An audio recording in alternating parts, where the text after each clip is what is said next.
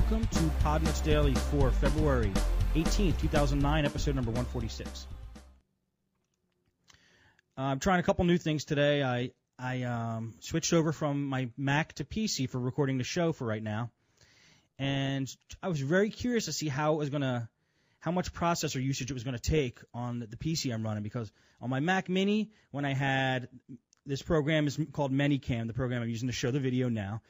When I had that, well, on the Mac there's a program called CamTwist. With that running, and a couple other things I have running up now on Ustream broadcasting, it was pretty much almost, and I had GarageBand running on the Mac. It was pretty much maxing out my processor. This is on a quad-core PC now running Windows 7, and I'm using Adobe Flash Media Encoder to encode the media, streaming that to Ustream, which is how they recommend it on Ustream if you could do it. And even with that running, the quad-core PC is not even a quarter of the way maxed out. So we got plenty of power to work with, so I'm happy about that. I'm using a program called ManyCam right now. You can see the logo on the screen. I can actually take that logo off. It's a free program. It's at manycam.com. But for the first show or first few shows, if I'm going to use it, it's going to work for me. I'm going to advertise that for them. So at least because it's free, I'm going to recommend that it's a good program. But I've kept the logo on there for the first couple shows while I'm testing it, and it's so far so good. I had a couple trouble with the green screening in the background, but it was just the way I had my webcam set up. So once I got that squared away, it looks pretty good. It looks almost actually, I don't know, guys. You tell me if it looks better than it used to show. The graphics quality looks better than it used to on the old shows with the Mac. And I know that, okay, good. Somebody's saying better.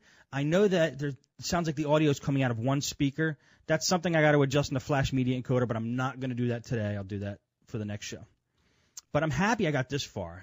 I don't know if you saw last show. My eyes were so red from just staying up and like working on this stuff that I don't know if it's better that I look better. Oh, and by the way, I need to shave. And now that you guys can see me in high quality, I will be shaving today probably, so to make it more acceptable for your viewing pleasure. Okay, let's talk about some computer stuff here. Okay, my least favorite internet security thing is Verizon Internet Security Suite. Had a computer come in. Every time this customer plugged in something into his USB ports, his computer would blue screen.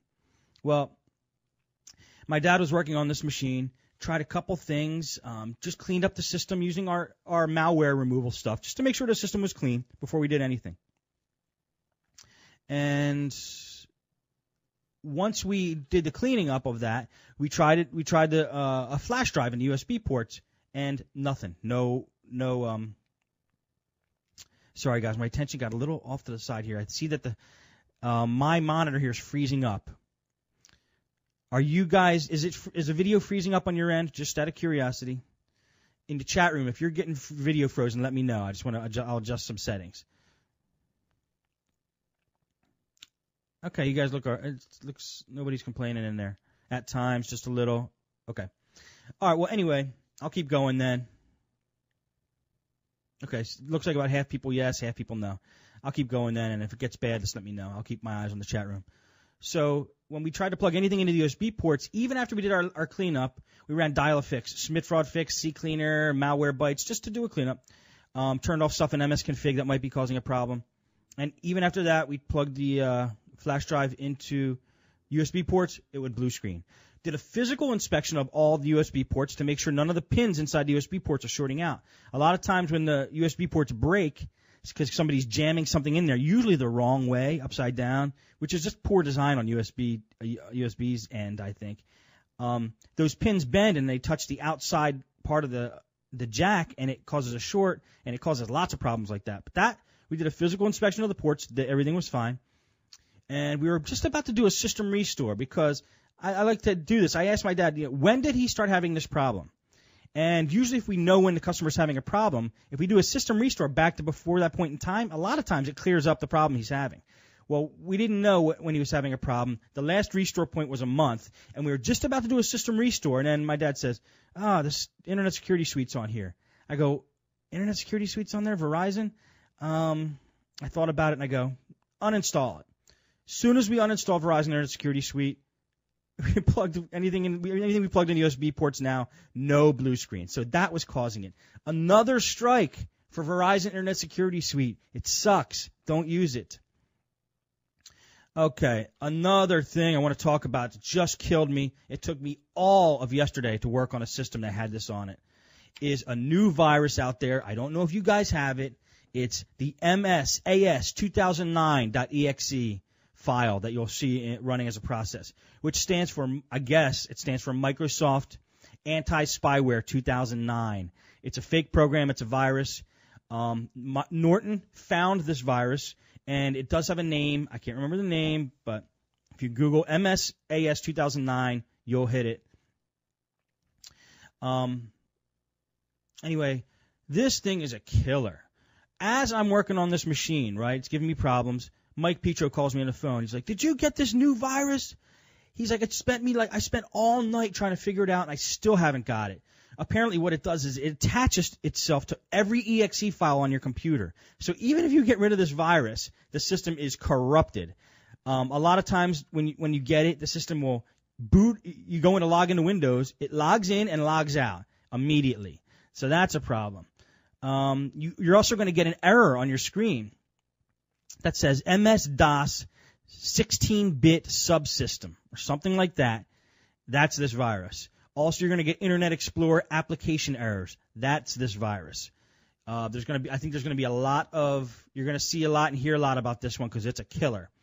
I did a whole complete reinstall of an operating system.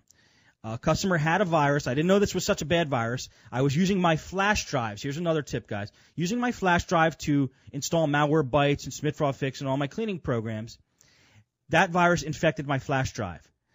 Once this virus was on this computer and I knew I couldn't get it off, get the virus off, I did a complete reinstall of that computer, installed Windows fresh.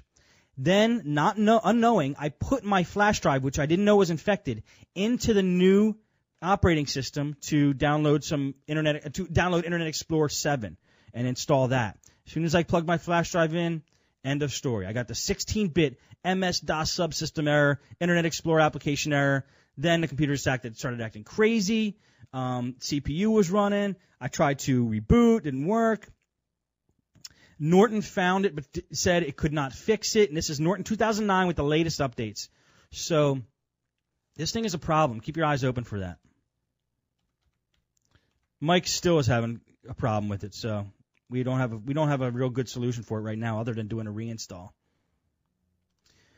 And then we got another computer.